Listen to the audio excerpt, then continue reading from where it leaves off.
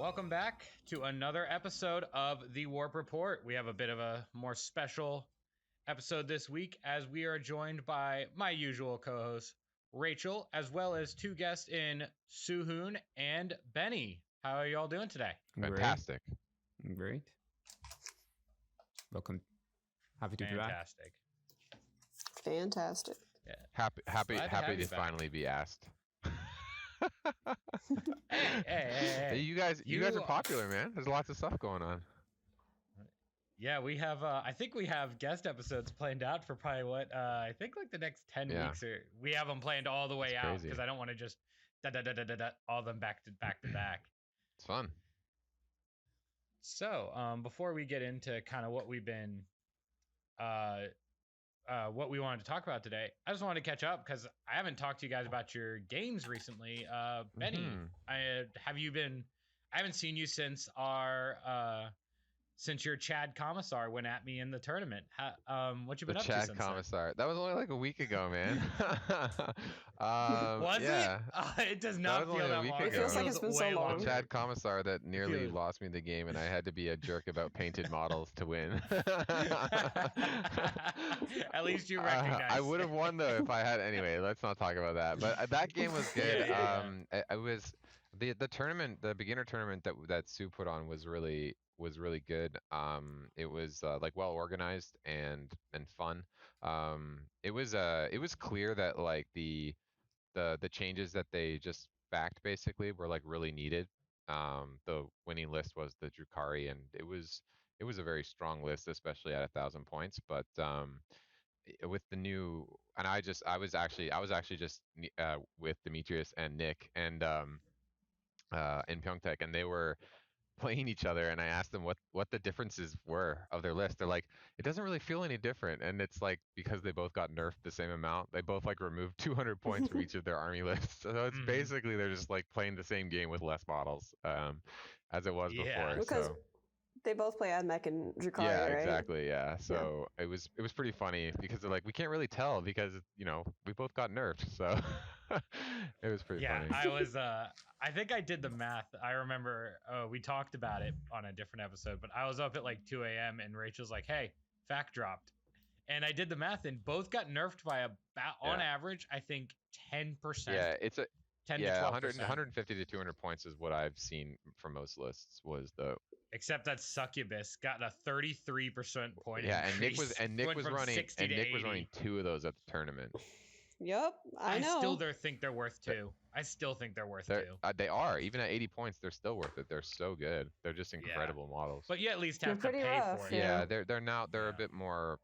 It's a bit more painful when you lose them now. So like if you do try and focus down the Succubi, then it's painful. But it's still like I still think it's probably a little undercosted, to be honest. Like if you compare them to the price of like a Space Marine lieutenant or a captain and what they are able to do compared to like the Succubus, then.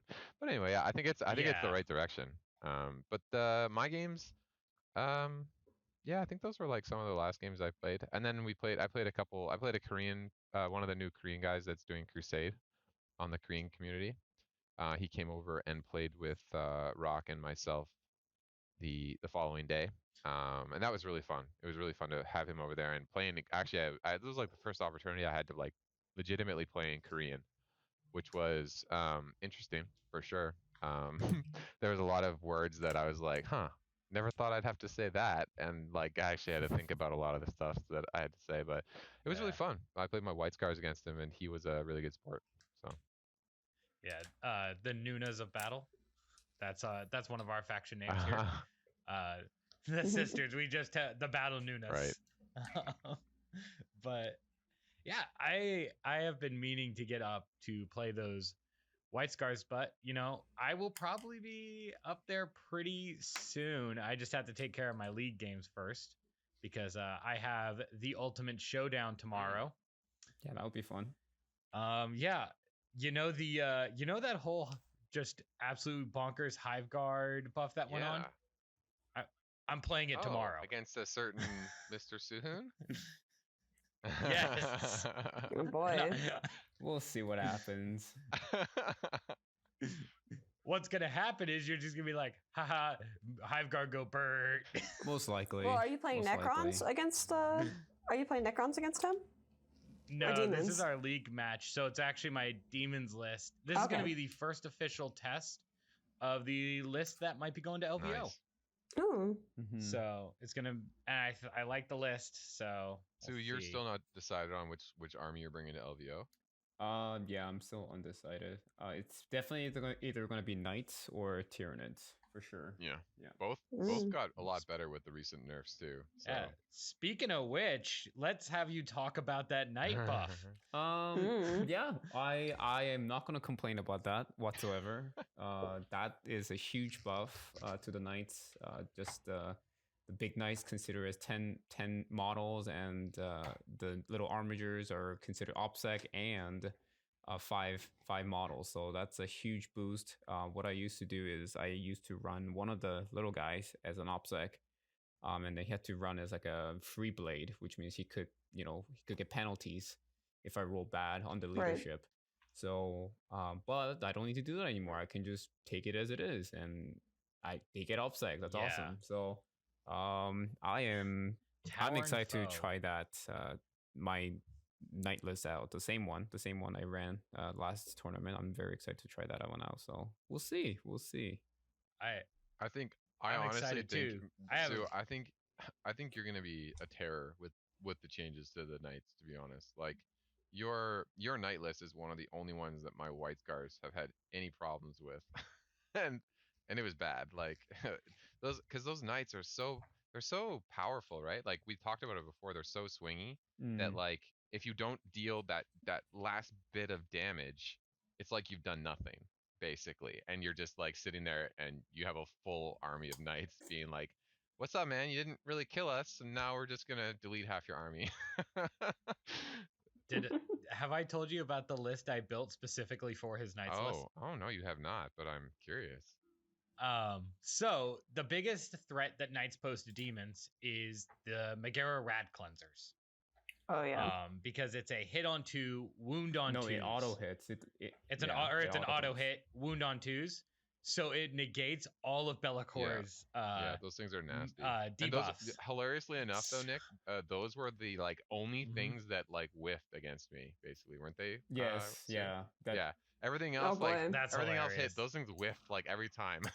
It was hilarious. That's hilarious.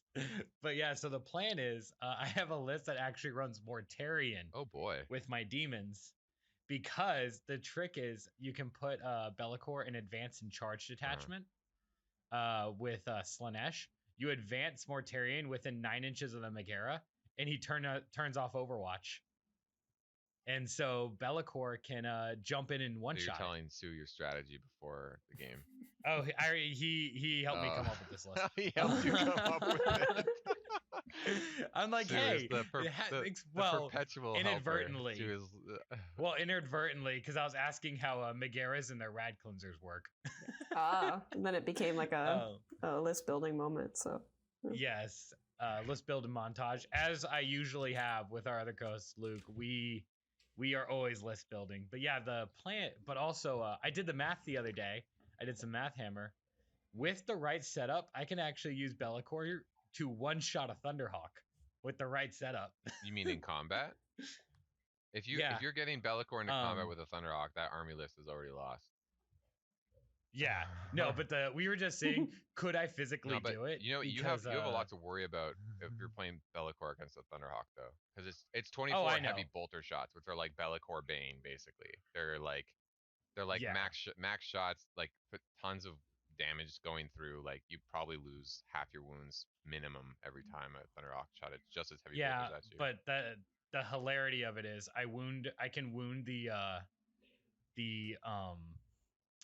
Thunder with a Virulent Blessing going off. I can wound the Thunderhawk on 2s, and 6s do double damage.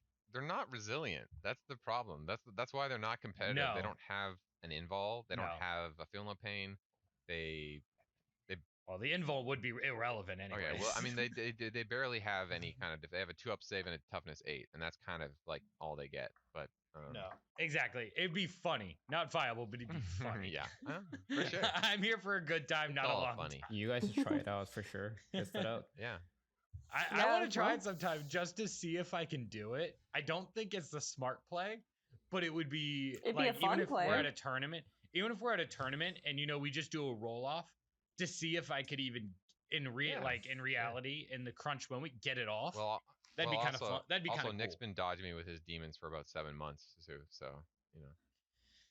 That's true because I was always terrified to bring him because I changed so many trains getting to your place. That's true. I was terrified to bring him up north, but I now have my nice case, so I am willing to bring him. There we go. Which I'm signed up for your next tournament. So you'll be there, getting stomped by my Thunderhawk, so we can make it happen. Is it it's my LVO list, so it'll be my Thunderhawk. Are we gonna? I hope we play LVO terrain. I've been meaning to play that. We're getting a little off track, but we're gonna be doing player place terrain and stuff like that. So. Yeah, that's fantastic. But yeah, it's so. Also, one thing I want to talk about is we're all in our leagues. I know I'm touching up most of the end of my games tomorrow. And I think then I will be the last person in the pod with a game because I have to play our Orcs players, right as the nerfs came out. So praise be to the Chaos Gods. I kind of have to play the Squid Buggies. I don't really have sympathy for people that chase that meta down because it was like clearly too powerful. Yeah. Like it was clearly gonna get nerfed in some way. So I don't know. Like it was still funny. It was funny, yeah, but like I don't know. I don't feel bad for people that are like, I bought a bunch of buggies. I'm like, what did you expect to happen? Like exactly. I mean, honestly though, we have never faced that like in our meta. No, so we have not. I can't really say if it was really that powerful or not. Like I wanted to face against it. No, but I've seen it played on I've seen it played in games before, right? At tournaments, and it's just oppressive. It's like Hive Guard, but worse. Got it. Yeah, it's not good. Yeah. But anyway, no more worries about that. Yeah, and also though, our orc players, I never saw them chasing that. I know Bill used buggies. James buggies had a bunch of because them. Bill thought buggies were fun. Oh yeah, Bill used them because he thought they were fun. James had a whole. That's James about had it. a whole army printed for them. Yeah. Oh, he did. I didn't realize he had printed. I knew he was using some buggies just because he was just having fun with it. But that was before the Dakajet list came out. Yeah.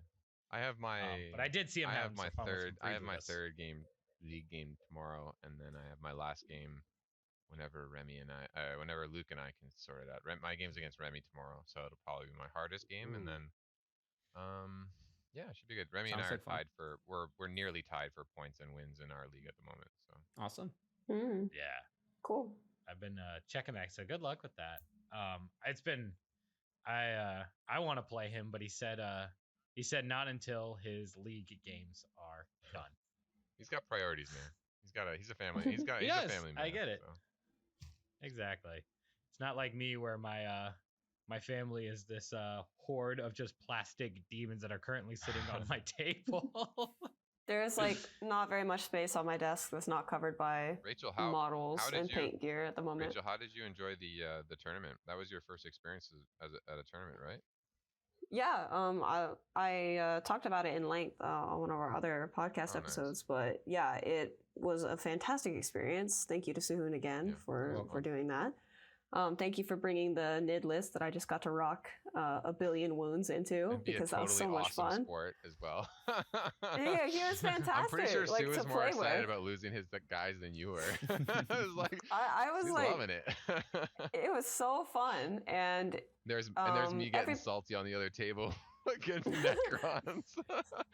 And I ended up playing that Necron list as well, the same list, because that was my next game.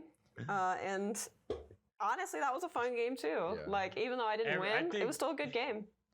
Everyone got salty on the 20 warrior blob getting the hitting on twos, re-rolling ones. That you had I think I should strung have gotten, across two objectives. I think I should have gotten an award for most salty player for that tournament because we need to have like a gold salt shaker. Was so junk and terrible. And if I had that update when it came out against the nerf Jakari and other stuff, I think I would have had more fun. But bro, if I had had the core update, oh yeah, right. You would have been even more. Your scores would have been fantastic, man. That would have been great. Because I could have revived. I could have revived them with the Ghost Arc. I would have screamed. Running around. That would have been. I would have just lost my mind. That would have been really great. That would have been really cool.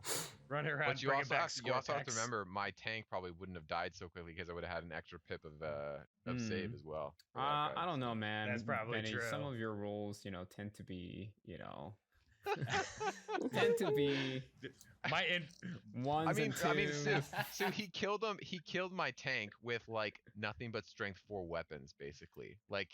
Oh, is that the poison one though, right? The poison weapon? He just rolled 6s. It was my Necron. It was my Necron warriors with the 6s explode and auto wound. He took a lot of fire, but he did go down. But I think it was a mixture of bad rolls and a shitty, really bad stat line for the tanks.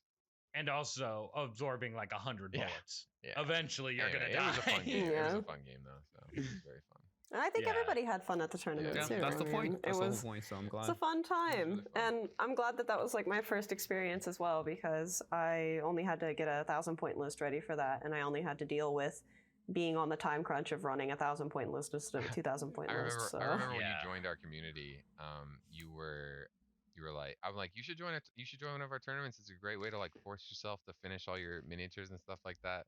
And you're like, I'm a perfectionist. I can't do it unless they're like fully painted. And I'm like, and we'll it's see. true. I was still like, happy to put what I did put on the table. Yeah, that's what I meant. It's like it gets you to the point where you're like, hey, I like what I'm looking at. Like it's not done, but it's enough. There was a lot of I felt a lot of pride in putting those miniatures on the table and like seeing them all painted, and I was like, oh wow, like I was getting kind of burnt out and I still had a little bit left to do like the night before or the day before. And I was like, oh, I'm getting burnt out, I don't even want to do this anymore. And I was texting my friend and he was like, just take everything you've painted so far and put it on the table together and just look at it. And I sit them all down and I'm looking at it on my desk and I'm like, that's my army, they're so cute.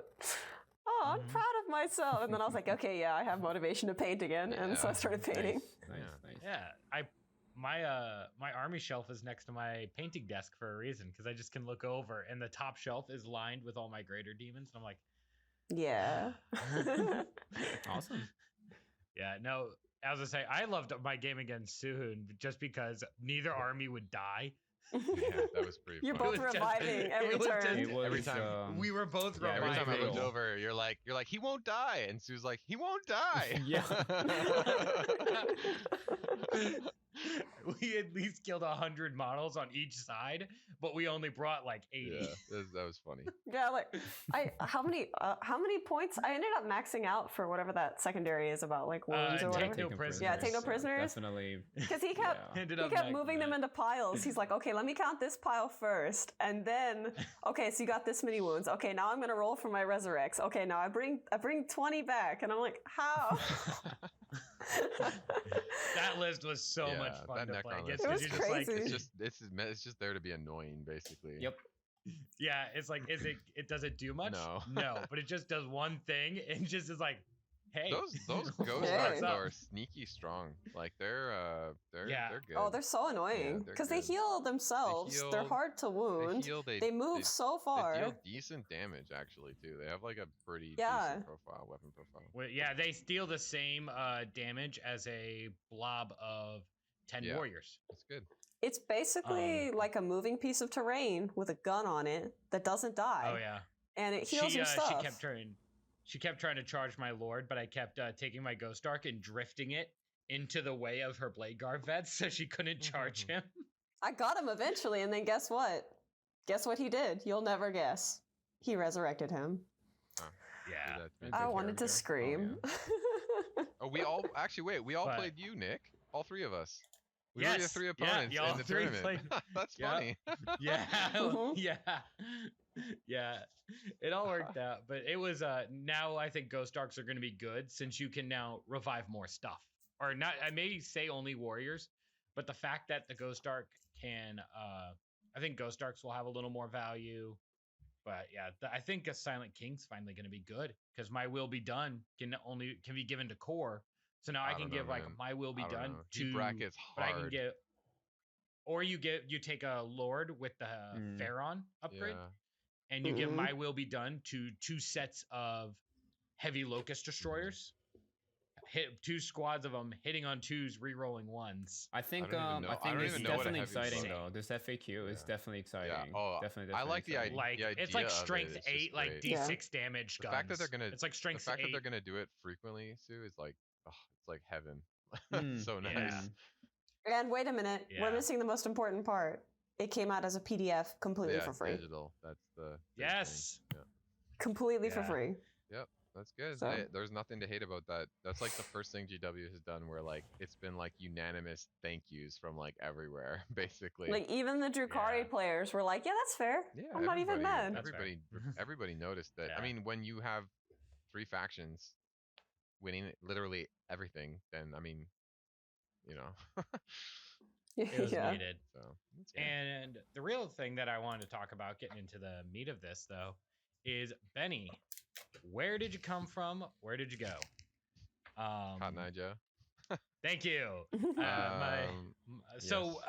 You know, how long have you been into not only 40K because I know, but also just Warhammer because I know you are a big fantasy battle fan.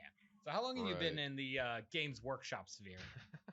I like how you're skirting the anti. Wait, hey, fantasy. We are not talking about that. We are not talking about that. Oh, it's funny. I have been playing fantasy and 40K since I was maybe 10, so over 20 years now, 23, 24 years off and on since I was about 10.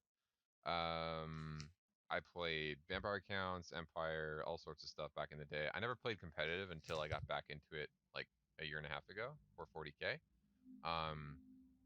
But I always played at like the hobby stores. I would spend my weekends there and stuff like that when I was a kid. Some of my friends that I still keep in touch with are the ones that I would play with, like play games with and stuff. So I used to get thrashed by like the older guys at the gaming stores all the time. I would like never win games. Like my first army was Dark Elves. No. And I played. It was like one of the earlier editions, and I never won a game. I got thrashed literally all the time, and they were like brutal. Like it was bad, but I still had fun. Why would they do that? Yeah, it was really fun. They had no mercy, but it was fun. And now I'm like basically one of them. I'm like, I don't care who it is. I'm like, I can't not try. So anyway, I've had a long storied history with Warhammer. I sold all my armies originally, so I don't actually have any of my Bretonnians, Vampire Counts, Empire, Dark Elves, or anything like that. I sold all that stuff maybe just over a decade ago. And I was never big into 40K actually. I was mostly a fantasy player. And then when Total War Warhammer came around, I was like in heaven basically. And actually, you guys might not know this, but I was in Canada at the time, back in Canada, and when the game came out, I took a week off of work just to play Total War Warhammer for a week straight. As you should. No joke. It's all I did for a week. I played it nonstop. Wow. I bought a 24-pack of Red Bull, and basically I just ordered pizza and like junk food for a week and just played Red Bull or just played Total War. That's beautiful. Just played Red Bull. It was amazing. It was like the best time I've ever. Is it gonna be the same situation with the Warhammer 3 around the corner? No. I have too much. I have my company now, so I have to be a little more responsible with my time. But I just gotta say, I expect you to be on there because I will be on there. Oh, I will be. Yeah, we gotta. You know what? We should get into it and like actually do like competitive against each other and stuff like that. All right, I'm in. Fun. I'm down. Sam, thank you so much for giving us this gift that is Total Sam, War. we miss you. Sam, come back. We miss you. Come back to us, Sam. Stop making the next Warhammer game. Come back. And then and then I got it. I've always been a fan of 40K, but I never really got into it until about a year and a half ago when I decided to start playing again and host people at my house to play games every weekend. And I guess you could say I went back in hard, I suppose is one way you could put it. I spend all my free time hobbying now is either playing D&D or doing 40K basically. I have a question for you, Benny. So you said you got into the hobby about over a decade ago, and who like, how did you encounter it? Like, who was the one? It was over 2 decades ago. I was 10 years old, and it was my mom's boyfriend at the time brought home a white dwarf for me. We lived in a place called Guelph, Ontario, just outside of Toronto. They went to Toronto for I think it was like my mom had like a business meeting or something like that. She was running her own business. And they dropped by, and his name was Mike, and he knew about Warhammer, and he dropped by and picked me up a white dwarf, and he gave that to me. And I was like, oh my God. Like, and I started with 40K actually. I started playing Space Marines. And then I remember I had this like weird cheetah chapter that I like made. It was like black and yellow, and they looked like bumblebees, even though I like wanted them to be like spotted cheetahs and stuff like that. So Imperial Fists. That's so cute. It was, I mean, like, this is when Imperial Fists like weren't a thing, basically. It was like, I think Crimson Fists were like around. Imperial Fists like existed, but like nobody, like the chapters weren't like a thing, right? Like there was no So like now where they existed, but nobody plays them. Right, like the chapters like existed, but like there was no special thing. It was literally just the looks, right? Like there were no special rules for chapters and stuff like that. So a lot of people had their custom chapters even more so because now we play them for like tactical benefit, right? Because they come with their own special rules and things like that. And the competitive scene is much bigger now than it ever was when I was a kid. And so back then I just wanted to paint funky stuff, So and then, I remember even my mom, she had a workshop in the basement of our house, and I used to try and okay, so you guys are gonna laugh at this like hard, okay? I used to try and build wood Thunderhawks in my basement when I was like a kid. Like, that checks out. That's amazing. How many do you own now? I have 5 now, but I would 5. Look at I how thought far you had you've come, 3. Betty. No, I have 5. Yeah. Where'd the other 2 come from? I have 5. Yeah. So I need to build them all too. I haven't even built. I only have 2 built, but sounds like so much fun to build. Honestly, they're fun. They're fun to look at. They're not. I mean. What is it with you and Thunderhawk? Like, what appeals to you that towards that particular model? It is everything Space Marines to me, basically. It's just I tell you what, that old picture of the Ultramarine chapter with the Thunderhawks in the back there?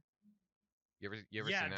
The old chapter boxes, right? Yeah, the full Ultramarine one, right? chapter like laid out on the table with the custom first edition Thunderhawks they made specifically for that photo shoot is what they made those for. That's what inspired me to like start trying to build Thunderhawks and stuff. Was that like that picture? I loved like Ultramarines and like the space, like they just seemed so Space Marine-y to me. Were the Thunderhawks, and they were just like they were one of those things that just like I look at them and I'm like, oh, it's like nostalgia incarnate basically for me. So I look at it and I'm just like the fact that I have them now and I'm like a lucky guy, right? So but yeah, so I tried to build wooden Thunderhawks in my basement with my mom's tools and scrap wood and stuff like that. So yep, I hurt myself a few times. Please tell me. That's dedication. Oh God, no, dude. No, not even. No. Not even pictures. No, long gone. Rachel, this was like a long time ago. On, why not? You were like barely born. I might not even have been born at the time when you're making your cheetah marines. 10, if you were 10, she would have been 5. I would have been about 12 when this was happening. So she would have been about 7 or so. Yeah. Are you a 90? Are you a 90 kid? I still wish. I was born in 87. 95. Too. Okay, 87. Okay, got it. I'm 30. I'll be 34 in 11 days. Oh, really? Oh, well, yeah. Happy early birthday. Well, by the time this episode comes out, happy birthday. I'm It'll 34. Be your birthday, hey, yeah. I am 34. Yeah, by the time this comes out. Beautiful. I feel so old. Oh, 34. Well, jeez. Do you know, I don't know what's worse. Being told you're 34 or people who have known you for a while looking at you and saying you're not 34. I mean, I'm okay. Most people think I'm younger than I am. It's mostly because of my. It's mostly because of my personality, because I'm very immature. But everyone thinks I'm 35. Yeah, I swear. I got that. Remy looked at me one day and said, "You're not 30." I'm like, "Bro, aren't you like 19?" If I shave my beard, yes. No, I'm only 26, so you and Rachel still are like the same young. Age, we are literally 2 months apart. Yeah, but everybody thinks I'm like 20. So to finish off, I just say that so I did a lot of that stuff when I was a kid, and I have to mention this, Nick. I despise Age of Sigmar to the core of my being. And I think that is okay. I think it is the worst thing that GW has produced in their entire history of existing, and they did the old players like me dirty when they did the end times. I have actually heard that even from some current Sigmar players. They said they kind of adapted because they're like, hey, the rules are still updating. We can still what really some of our irks me stuff. though is that a lot of those people don't understand what came before Age of Sigmar. So like a lot of the current players, they just don't get it. Like they don't get what the game used to be. Oh yeah, like these they don't are have guys... that. They're like new players, so they don't they enjoy their game. And I don't think that Age of Sigmar shouldn't have been made. I just think it shouldn't have replaced fantasy battles. That's all I think, right? So the fact that they kind of just is like a big slap in the face, and I never will, never have, and I just don't appreciate it at all. So what kind of feelings do you have now, though? Because they are going to bring it back. How do you feel about that? But they're bringing it. But this is the thing, though. So when they were like sending it away, right? That was like right before Total War Warhammer came out. Right. And I was vocal on many forums saying, I'm like, you guys are gonna regret killing off the fact that you guys had known about Total War Warhammer for several years before the rest of us did, and that you didn't foresee that and use it as a marketing tool to actually like boost like a 9th edition of Warhammer Fantasy or something is a huge mistake, because you had hundreds of thousands of people playing Total War Warhammer, and the majority of them never played Warhammer before. That's correct. Yeah. A ton of people never played Warhammer before, and they basically said, okay, the world is dead. Oh, 6 months later, Total War Warhammer comes out. It's like, what? Yeah. And so like I'm like, when they announced the old world coming back, I'm like, okay, well, I'm not surprised at all. This should have been done ages ago. Especially with Warhammer 3 coming out. Yeah, I mean, I'm appreciative. That's why they're doing it, because they realized that they missed I mean, I don't know. I'm not an insider, but I assume they realized they missed golden opportunities of cross promotion and marketing with Total War Warhammer 1 and 2. And then they see the potential of number 3. And you know what the selling point was? I went into Games Workshops and like asked them, like, so what do you think of like Age of Sigmar? Well, I think the talking point they were told to talk about was we couldn't push the story forward anymore and stuff like that. And I'm like, I mean, you can, like, you create the lore. You could just create like a new timeline, like a later timeline. You could just push the envelope further. And they're like, you can't make new races. And I'm like, okay. And then you go and look at like what they're doing with Cathay in Total Warhammer 3, and it looks amazing. And you're like, you couldn't have done that? Because I know that was a collaboration between Games Workshop and CA. CA did not do that one solely by themselves. And so like it just kind of everything about it just kind of leaves a really bitter taste in my mouth. And it's just I don't like it. I'm glad they're bringing old world back. The old world back. I'm skeptical because I don't know what it's going to be. I really hope it's similar to like how it was in fantasy, just better rules, more streamlined and things like that. Kind of like the way 40K is now. I know a lot of people don't like 9th edition 40K, but I think it's great. It's better than 7th.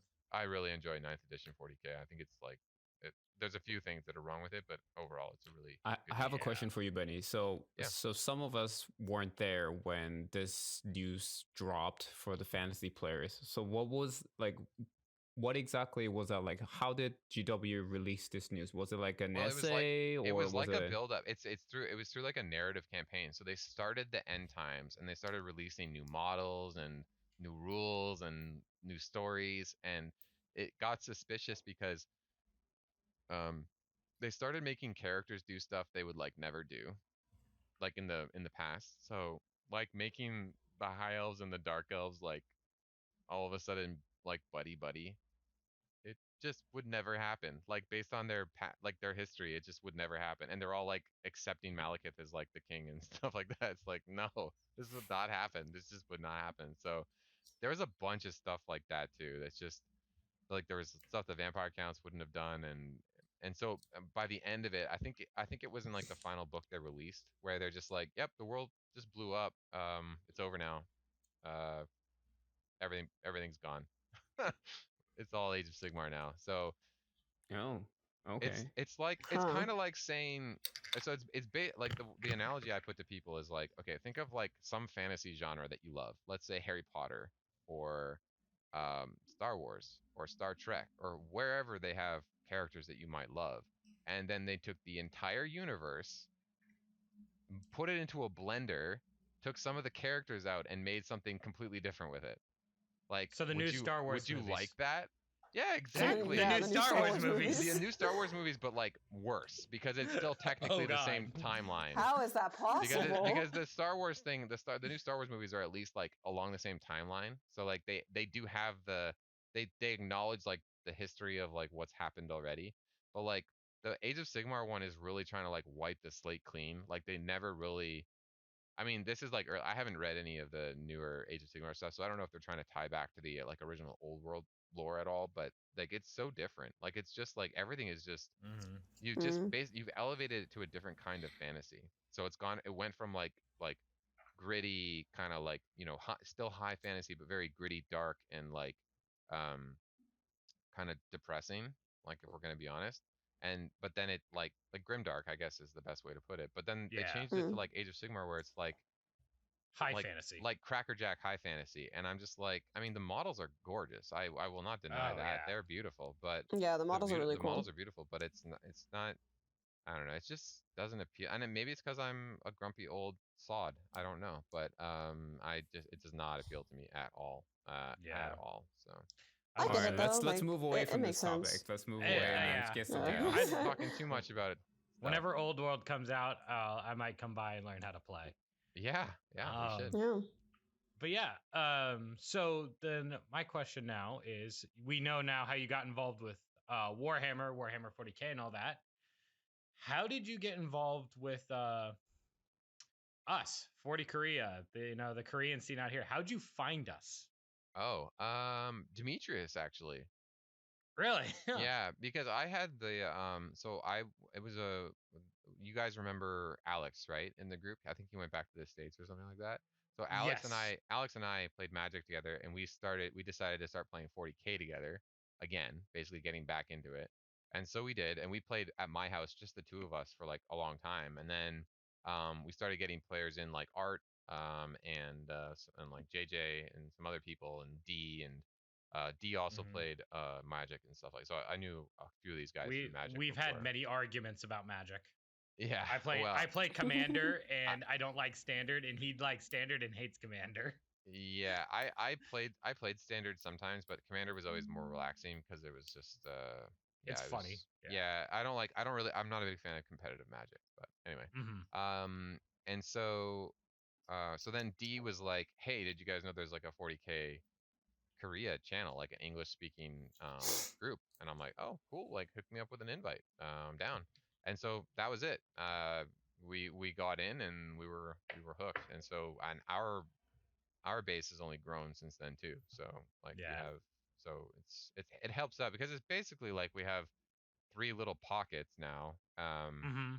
And for some reason the Songdo pocket doesn't seem to be growing. You guys had like the most players like originally, like you're just like, why is everybody living in Incheon? Quality versus quantity. Oh, am I right? Right. Yes. Sorry. Yes. Okay. I was gonna say they got what, Justin, they got you, SuHun, they got me.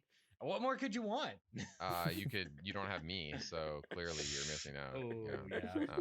Well, we really need the Soul D. Pocket has. We actually really need D. There are 0 Thunderhawks in Incheon. I'm just gonna say. And I'm okay with that. I am very okay with that. Me too. Okay, maybe I'll bring one by. we have a lot of Primarchs here, and we'll settle with that. We have a lot of Demon Primarchs here. And Satans. Yeah. Yes. But yeah, that was the main thing. And then I had always been hoping to get into the competitiveness. And then so I had, before we joined the community, I actually wanted to try and start doing league and tournament games with our small group of like 4 to 5 players or whatever. And then we joined the group, and Sue was already like doing tournaments and planning to do them. And I was like, well, I'll just piggyback off this basically. And so it took me a while to like get into a game, like an actual game. I was gonna go to like the first tournament or something like that, and then I couldn't go for some reason I can't remember. No, I remember. You couldn't started wake at up. 8 in the morning. You couldn't wake up. You fell. You overslept because it started that's like correct. 8:30. I did not oversleep. I basically just said I'm not going because it's too early and you guys suck. Because I work super late. I stay up till 5 a.m. working on my business that is located in, basically it operates in Western times, and we live in Korea. So it's very hard for me to wake up at 8. Although I have done it several times now. So, and you guys never congratulate me. So I'm kind of Congratulations.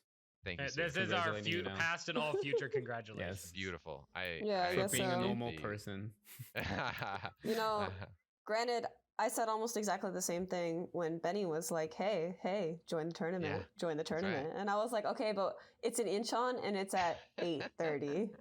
So that means I have to wake up at like 5 a.m. to get there. He's like, yeah, but just do it. And so he managed to bully me into signing up, and I regret nothing. I'm great at bullying people. Yeah. So you just mentioned that business though, and I am actually very curious. I know the name of it, Arcane Minis. Tell us about it. What is it? Okay. Well, other like there's another part of my life. I mean, you guys have been to my apartment. You've seen basically, it's all nerd stuff. So Warhammer is like a part of what I do, and then I would say the more formative hobby that I've had over the last 23 or 24 years was Dungeons and Dragons, which I've been playing for even more. I think I started that at 9 or maybe 9 or 8. My uncle got me into that. He used to play back in the day. He had all those old school like original like smaller minis that you'd always see like it's hard to explain. They're like, I think they're called like Partha or something like that. They're like Partha minis. Anyway, they're I'm familiar with them. Yeah, they're super tiny. They're very cool. They have a lot of character and charisma. And so over the years, I've played a ton of Dungeons and Dragons, and I think it was about 2 or 3 years ago, I got into the hobby of 3D printing because I saw the potential of being able to.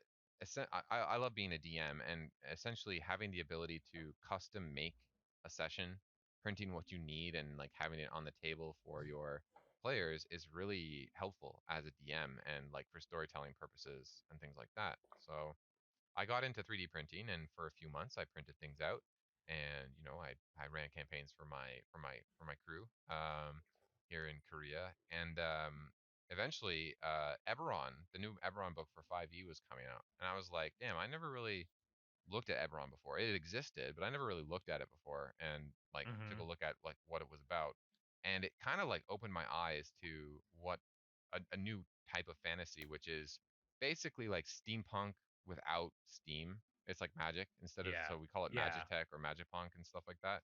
And I love airships, and I wanted to make some of my own airships. I wanted to print out airships because I am crazy.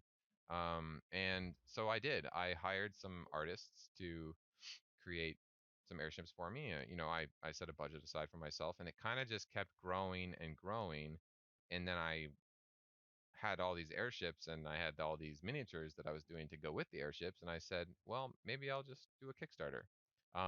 So I did my Skies of Sorting Kickstarter, and it was way more successful than I ever expected it to be. It was fantastic, and that really jump started my current company, and that's what we do. So we make the first and foremost is what we do is we make STLs, specifically big airships and cool monsters. Steampunk Thunderhawks. Yeah, oh, no. kind of, I guess. I mean, if you want to draw a parallel, I suppose. But yeah, so we do that. We do that, but we're getting into all sorts of things now. So we're really We just finished our 224-page book called Airship Campaigns, which started as a supplement PDF from the first Kickstarter and turned into a full-on printed book for the second Kickstarter. And let me tell you, doing 200 pages of D&D content is no small feat. It is a task. It is very it takes a lot of effort and coordination with the team. So, but it's very fulfilling and fun. So we do that now, and we do board games too.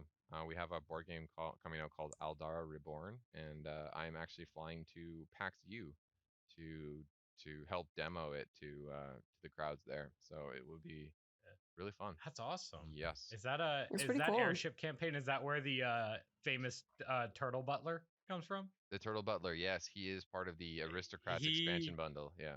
I've been meaning to get to buy that STL. I can send it to you, man. Model. Just tell me you want it. I'll send it to you. I've been meaning to ask for it just because I want the Turtle Butler for no other reason than I want a Turtle Butler. Yeah, he's cool. He has options for like a cannon on his shoulder too. Oh, that's awesome. Yeah. But now I gotta go see this Turtle Butler. What's it like, with this business? You said, you run it on West Coast time in Korea. What's that like? Like, what's it like trying to run your business out of Korea? I mean, before this, I was a web developer for close to 15 years, basically. And I always working as a web developer here is very similar to running my own business here, because I was freelancing. So I was working American times as a web developer as well. So I would probably sleep around 3 or 4 every morning and wake up late, basically, just so I could have half my day in their time and then half my day when they're asleep, basically is what it was. And it's similar to that now. When I first started my business, I was up until 6 or 7 a.m.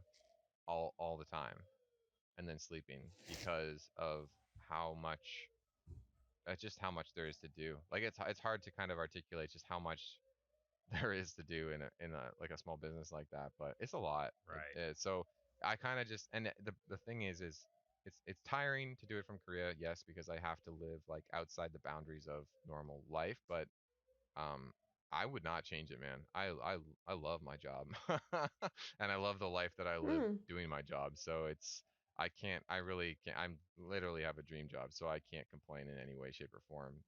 And I'm more productive at night anyway. So, quick question for you, Benny. Quick question for you. You said before the Kickstarter, you were a web developer, so you were a web developer in Korea.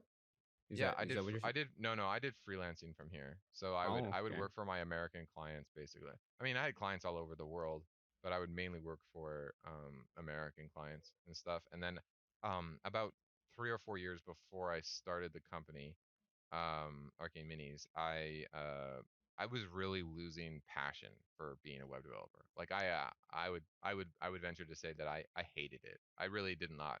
I didn't like. I worked with some really cool people, but it wasn't like in person. It was always through the computer, and it was just like really draining because I just didn't enjoy it. And so I was searching for basically something that would just drive my passion and like inspire me and let me do what I wanted to do. And I was lucky enough to stumble into doing Arcane Minis, and so far it's really good. And why did you decide to choose Korea as your destination? Why Korea? Why not Canada, your home? Well, Canada, I love being Canadian, but Canada is boring. And I have friends from back in the day, and like most of them never have even like lived anywhere except Canada, and it's kind of, I don't know, it's not me. I can't like stay in Canada. I'll probably move back there, raise my family there and stuff like that, but I can't live there first. I don't know why. I just can't do it. So and when I was in university, I went to university in Scotland, and I lived there for 3 or 4 years. Actually, the guy that I was with today that drove me to Pyeongtaek, he's my best friend from university in Scotland. So he and I have known each other for 12 years, something like that. And he was like my first Korean friend, basically. He was the president of the Korean Society at another university in Edinburgh. And I joined because I loved StarCraft back in the day. I loved watching. Hey, same. I loved watching Pro StarCraft and playing StarCraft and like really thinking that I could become a competitive player and sucking hard at StarCraft. And so I always watched that. I always watched that stuff like when I was in university. And I ultimately I was intrigued by a country that could have basically a video game as their national sport. Pretty much is what it was. And I was like, wow, that sounds like a really cool place. And then, I got into the drinking culture in my last year of university with all my Korean friends from the Korean community that was there, and learned all the drinking games, and started teaching myself Korean and doing all this stuff. So that was like 11 years ago. So and then as soon as I graduated that year, I came to Korea for 2 years. Um, and then I left. I went to like Taiwan for a year, went back to Canada, worked in Canada for a couple years trying to settle down, and realized that it was not for me yet. And then I came back to Korea 4 years ago, and I have loved it far more than I did the first time. So I don't see myself ever leaving Korea. I'll probably stay here forever. I'll probably own a house here and own a house in Canada, kind of just jump back and forth. Like I don't ever really see myself permanently leaving again. Yeah. Very nice. Yeah. And so, since you're going to be here for the long haul, my question then, you've been a huge part in, I think we can all say, helping us kind of make our tournaments feel a little more, something a little more than us throwing dice together with, prize support. That's been huge, I know, in making us feel, to me, making the tournaments feel official, because it feels like we're competing for something other than I'm better than you. Yeah. So but this is kind of goes all to I'm competing for technically, if you think about it. You already he own wants this the thrill stuff. of victory. Yeah. But the thing, it's like I don't need prizes. They're my prizes, so I like automatically like all I can get is bragging rights. Yeah. And I want to know then, this kind of goes to the two of you then, the relationship between like that and 40 Korea, as we talked to SuHun a couple weeks ago about growing 40 Korea, and just the relationship between you and your company and 40 Korea, because I know you've started popping up on some of our like invitations as a sponsor. So this kind of goes to both of you guys, the hopes going forward with everything. Kind of a broad question. Well, okay, so I've actually been like thinking about this recently a lot. From the last tournament that I did, it was very apparent that the appetite for our community, and like not to get off on too much of a tangent, but I think we're very fortunate in Korea in a lot of ways, and I think the main way is that the overall 40K community is so small compared to like the UK or Canada or the US. Literally every player in the country is basically in our community. Like it's hard to not have one of the players. Like we have like over 100 people in our close community. 103, I think, as of today. They're not all competitive, obviously. I think it's probably only about 30 of us that are actually competitive people right now. But we could always, like, I think like Tim had a fantastic time at the tournament. Like he's an example of a casual person who would be really interested in playing more competitively, And so I think we're really lucky that we can really, like, Sue and I specifically, and I think D has interest in running tournaments, but we can really guide the tournament scene in the entire country purely because we have access to literally like 95% of all the players in the country. So it's very easy for us to organize things like that. And because of that, I feel like we have a chance to really grow the 40K community in a really directed way. So like my hope for the future is, and I was talking to Sue about this within the last couple of weeks, is I really want to put on like a GT, have like 30 to 40 people minimum. I want to rent out a hotel ballroom and like convention area and just like set up all the tables and do like a couple days tournament and just like kind of go at it and see what's there, have some prize support. And it would mostly be funding from my company would promote it and sponsor it basically, because I mean I have I'm always creating new products with Arcane Minis, and I really want to create a tabletop war game someday with like massive airship battles and things like that, right? Like that's like one of the things that I would love to do. We have a board game coming out where we have miniatures of airships and stuff, and I would love to be able to take those miniatures and then make like a tabletop war game out of it. Kind of like the opposite of what Games Workshop does, where they have like their tabletop war game and they make board games out of their miniatures. I want to do something like opposite. Take my board game miniatures and make a tabletop war game out of them. Something like the new Aeronautica Imperialis. Yeah, kind of. Yeah. So something like that. So I think it would be really fun. And if I can grow the actual tabletop community, you know, like we could start with 40K at like, so this GT that I want to run, probably do it next year, right? After LVO, like Sue, you and I, and Nick, are all going to LVO. And that will be, I'm so excited for that, by the way. That's going to be so much fun.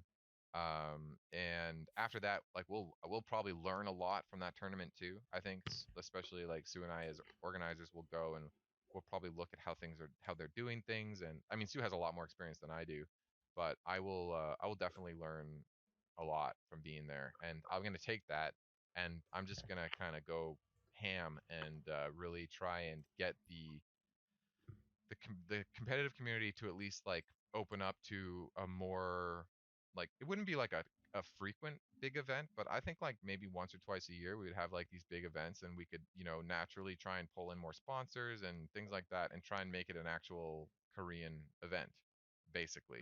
And I would love to try and bring in the Korean players. So we had this one Korean player at my place named Youngjae like last week. He was the Chaos player that I played against. Oh, the Word Bearer. Yeah. Did he play Chaos? Cool guy. I cannot even remember. My memory is really fading with my age. I can tell you right now. But it was really fun to play against him, and he was really nice. He was clearly not super experienced. There were a lot of rules that he was not clear on, and I think that's probably the biggest detriment to 9th edition, is that there's just a lot of rules, and we have to kind of break down that barrier for competitive play with Koreans, because if we want the community to grow, we have like a good amount of like 30 people that are there are Koreans in there too that speak English, but we really want to try and foster this, like, it's okay to not speak Korean or English fluently and still play a game with someone who speaks the opposite language.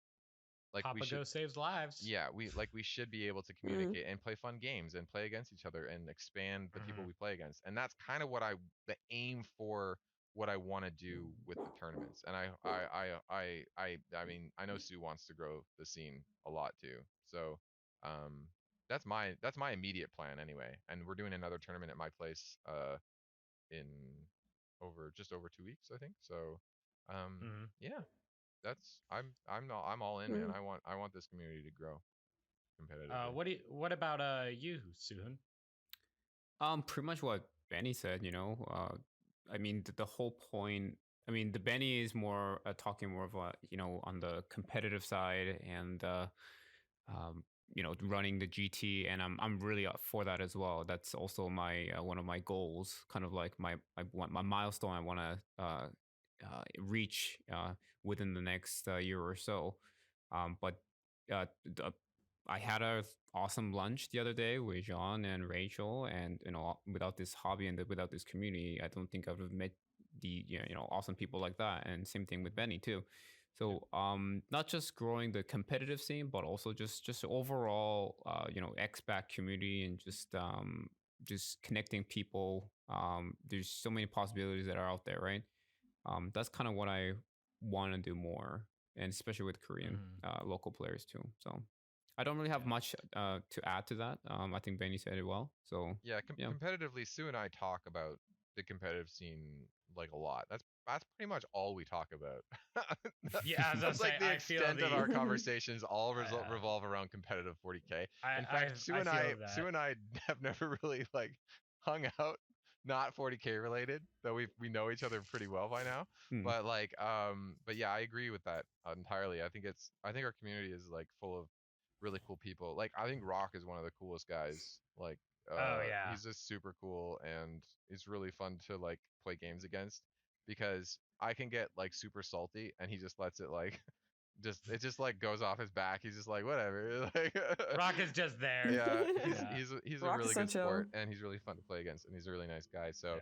he's actually he's agreed to puppy sit for me when I'm at PAX U. So he's gonna be my dog Ooh. sitter when I'm away, which will be really nice. So Yeah, it's also whenever, because I know SuHun and I also talk about growing the community a lot, but usually mine are met with a sense of fear of, oh God, Nick, stop, you're gonna die. Yeah, you do. You do. Gonna overextend you yourself. do a little too much. You know what I mean? Yeah, and which is fine. Like I you're have ambitious. a lot of energy. Yeah, you do. But you know there's only so many things you can juggle. So I rather you not hurt yourself in any area. That's why for LVO, Right. my only plan is I'm going to look at how they do all of their publicity setup, how the streaming works, how their broadcasting works. I want to learn that from them, is because they put on a good show. So I want to learn how to put on a show. You know what I'm gonna do every time that I kill a unit with my Thunderhawk, I'm gonna paint a little like strike on the side of it, so it'll be like one unit gone, one unit gone, one unit Do gone. it, do like, it. It'll be these little marks on the side. Bring a little Gundam marker. Yeah. Bring a Gundam marker. That'll be good for like, it. every time I start a new, I'll be like, you see this? These are all dead units from my Thunderhawk. This is everyone That's I've funny. taken out today. I like the mind games. Yeah, It's good. total mind game. I I like to like play that. mind games because otherwise I'll just lose 100% of my games. Ooh, maybe I should do that with my Bloodthirster. Put a skull every time he kills some, because I have Got this, Tyranid like, skulls put too. it on the this base. umbrella of skulls by the end of the tournament. I have the Citadel skulls, so I have like all the different races too. Right. Yeah. But I'm really, really excited with all this. I'm really excited for us all to go to LVO. Yeah, I'm super psyched, man. I'm super psyched. That'll be so great. I'm excited for you guys. I'm gonna, It's gonna be we'll take cool. lots of pictures and make everybody super jealous, and it's gonna be. I'm already jealous just thinking about it. It's gonna be a ton of fun. I'm really definitely. I have a feeling like next year we're probably gonna have like even more people go with us. Like I feel like people will plan it out. People will be like, oh damn, that's awesome. Like there's 1,200 people going to play in this tournament, guys. It's the biggest one in the world. It's gonna be awesome. We're the 9th company scouting party for Korea. But yeah, I'm really excited. It's gonna be I think the whole thing will be a great adventure, but also, not to spoil too much, but I want us to, we may be seeing some of us back after LVO to talk about it, because, a picture can say 1,000 words, but let's see how many words we can jam into 1 hour. Yeah, for sure. I think we'll have a lot to talk about. Yeah, sure. Especially I'll have a lot of stories of me just getting bonked right off the table. But hey, I'm here for a good time, not a long time. But yeah, it'll be a good time. So I don't know. Do we stop? I have anything else there, so I think that's where we can close it out for today. So sounds good. Yeah. To all our listeners, thank you for listening once again, and may the gods of chaos watch over your dice better than Benny's. Benny's a staunch My loyalist. infiltrators remember play the with that 6 mana chaos question. stuff. Everywhere, heretics. But that is all from us, and have a good night. See you guys. Bye. Bye. Bye, y'all.